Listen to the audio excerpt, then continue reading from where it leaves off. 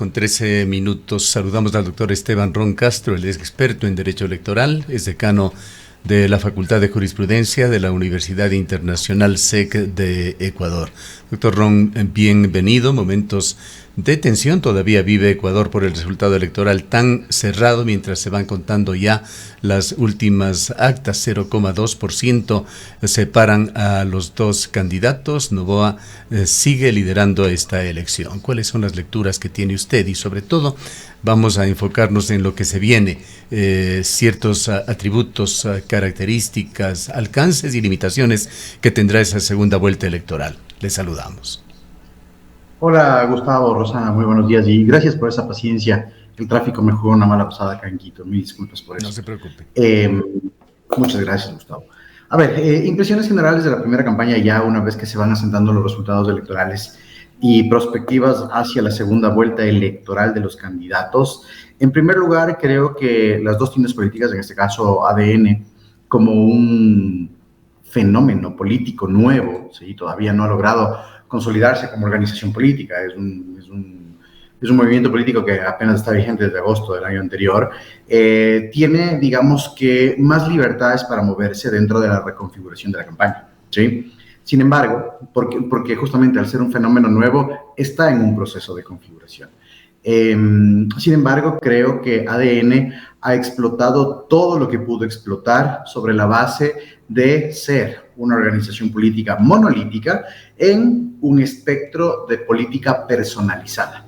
Es decir, que ADN gira alrededor de Daniel Noboa persona, Daniel Noboa candidato y Daniel Noboa presidente.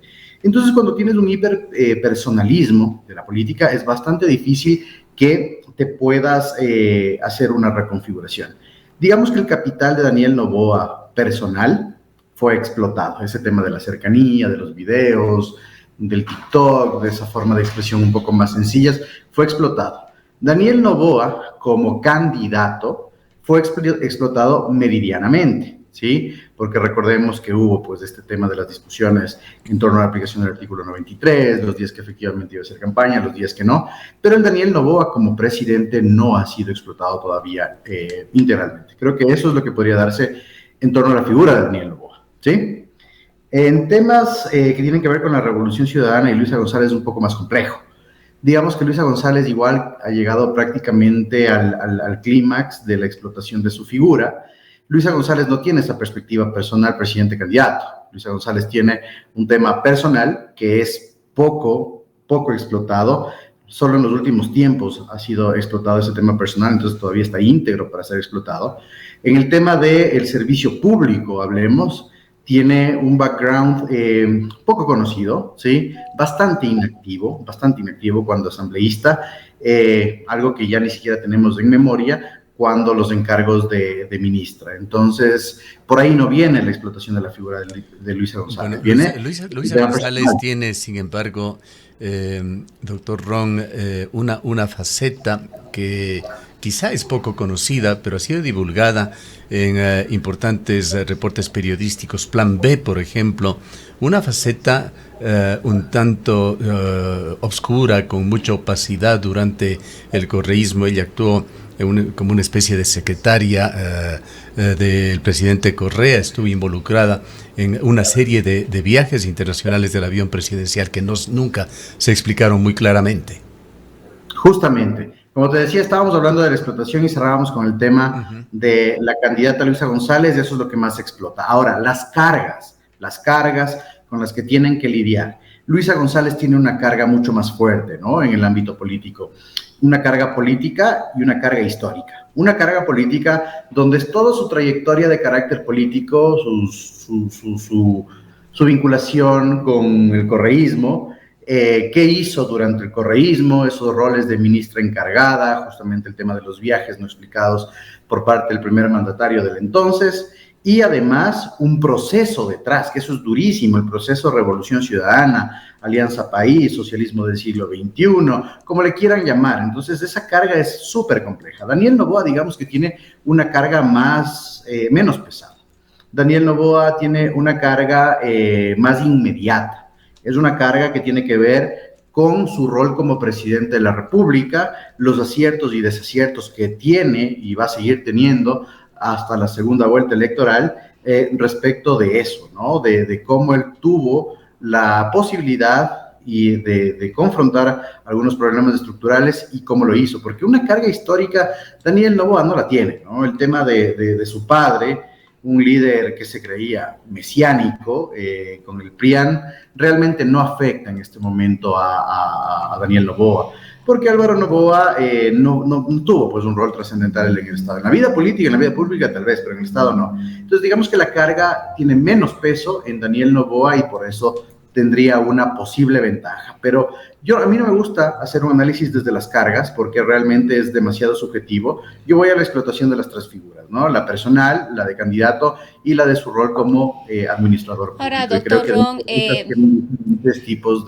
tienen diferentes tipos de apreciaciones. Doctor Ron, muy buenos días.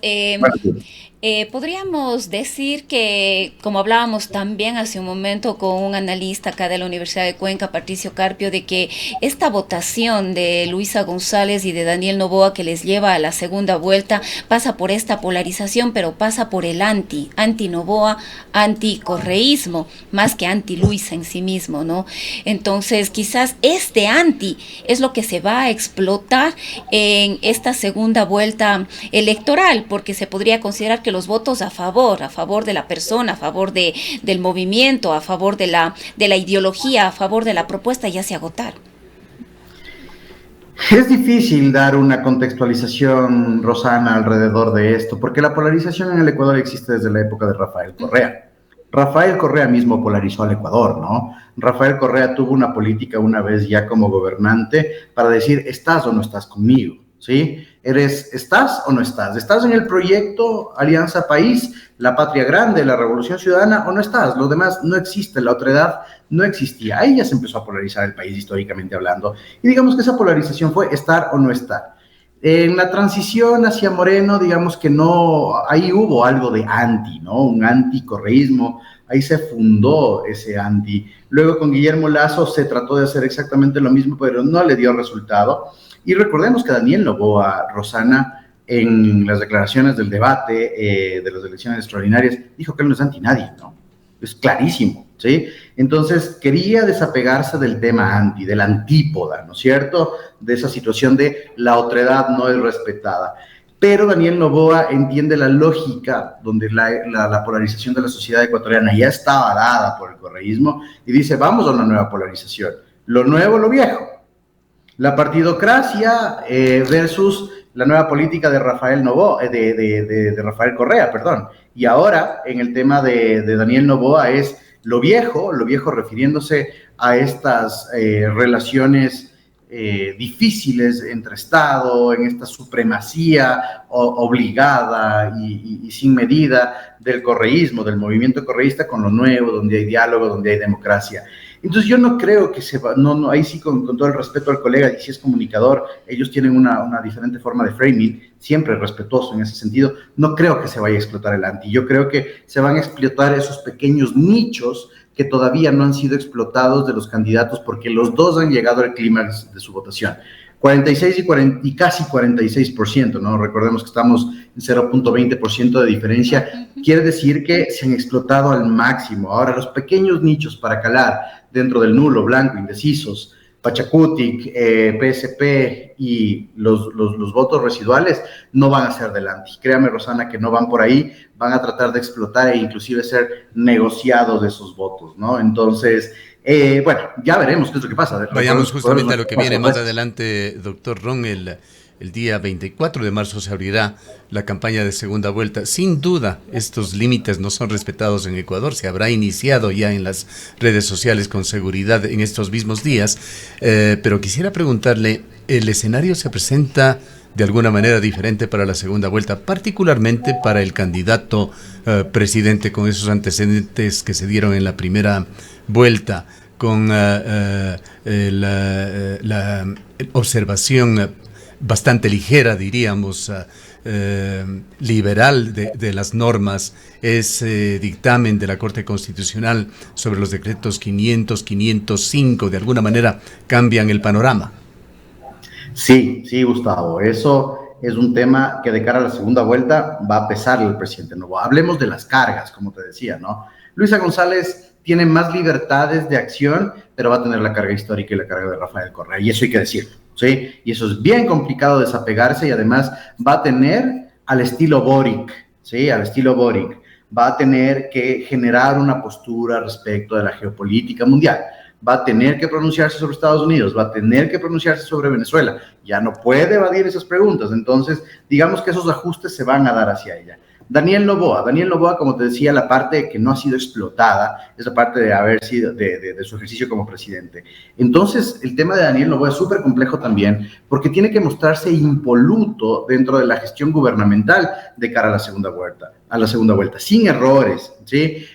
Cercano como gobernante, pero dentro de estos tiene el dilema de Verónica Abad, ¿no? Ese dilema que no logra ser solventado, que mira, la opinión pública, los analistas, ya inclusive le perdimos el track del punto jurídico en el que está, ¿sí? ¿Qué está pasando con el seguimiento de la sentencia y demás? ¿Quién es la vicepresidenta? ¿Verónica Abad o Cynthia Gelliver? La vocería gubernamental tampoco ayuda, ¿sí? No nos dan certezas. El día de hoy los asambleístas ganadores les preguntan el tema de la vicepresidenta de la República, evaden porque desconocen, ¿no? Entonces yo creo que eso va a ser, y eso se le va a complicar a Daniel Noboa de cara a una segunda vuelta, solventar el problema de la vicepresidenta, porque de ahí la escasa y corta memoria que tenemos los ecuatorianos respecto a problemas estructurales como los apagones o la inseguridad, hace que nos fijemos y prioricemos nuestro enfoque en otras cosas. La elección no tiene pues un discernimiento profundo de los planes de trabajo y demás.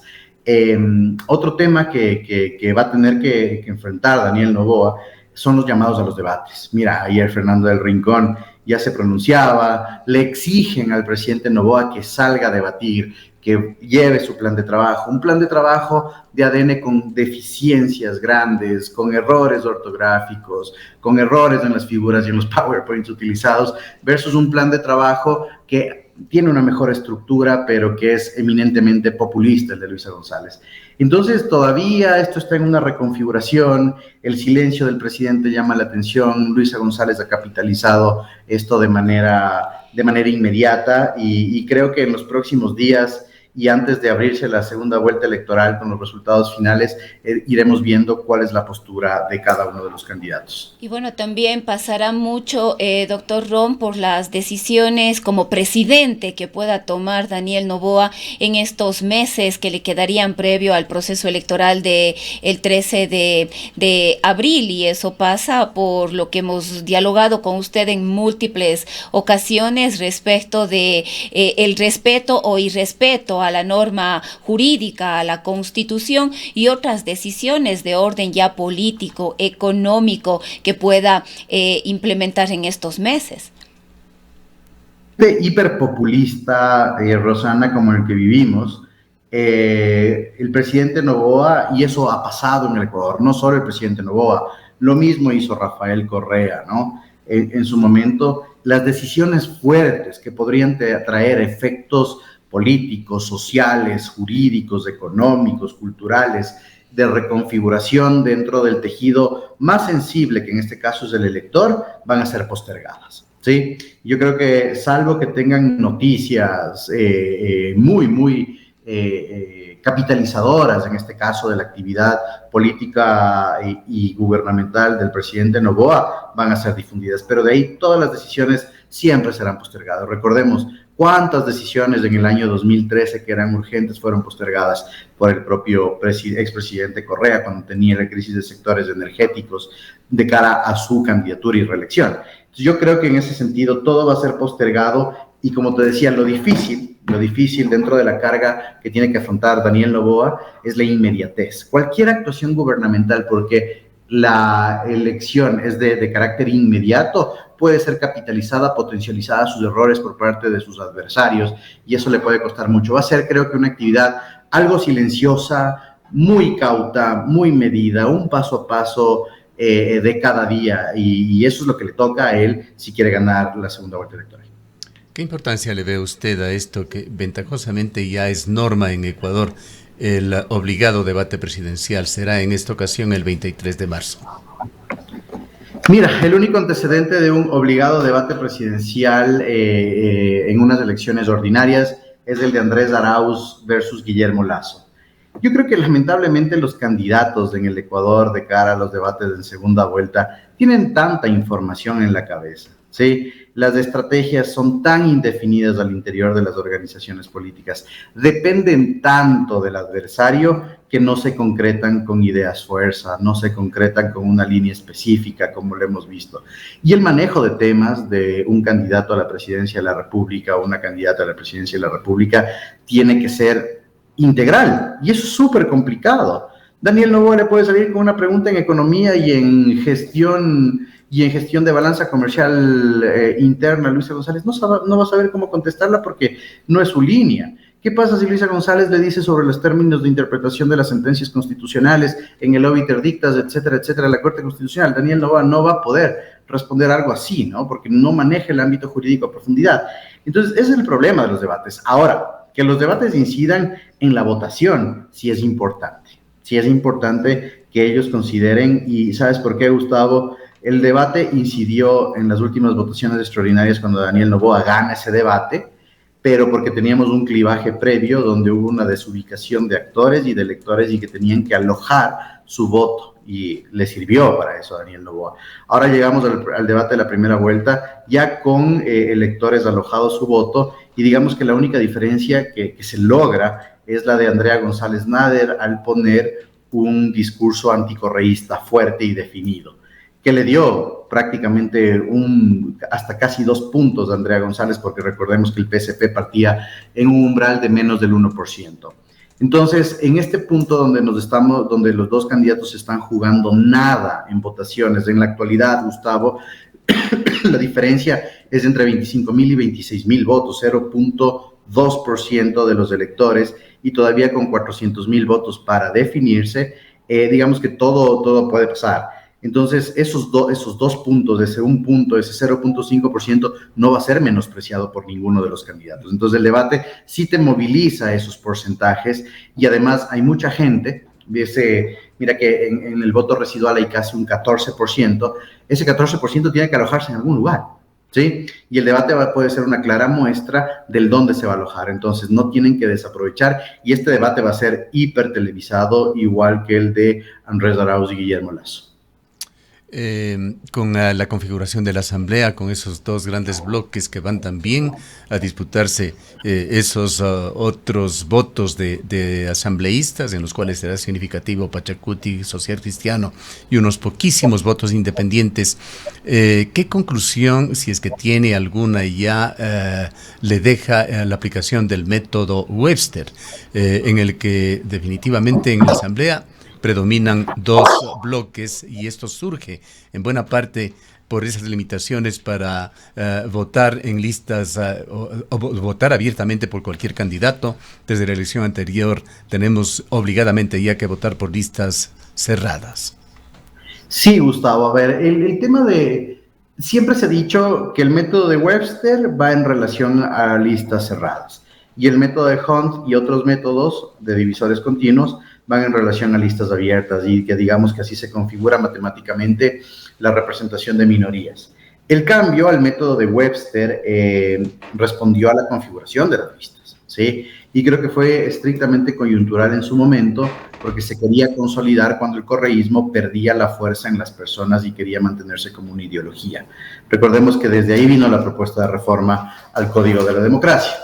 Sin embargo, yo creo que el Ecuador todavía no está preparado para un método de Webster sobre la base de una línea político-partidaria.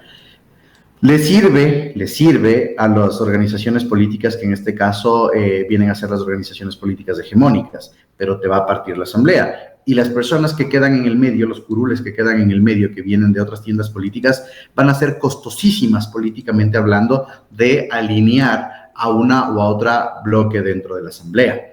Y finalmente, Revolución Ciudadana y ADN se van a volver estos partidos políticos catch-all, donde lo tienen todo. Es decir, el correísmo va a aglomerar ciertos partidos políticos. Ya vemos que está coqueteando con Pachacutic, con Leonidas Issa. El día de hoy también en declaraciones matutinas del ex viceministro de gobierno, ya le lanzó por ahí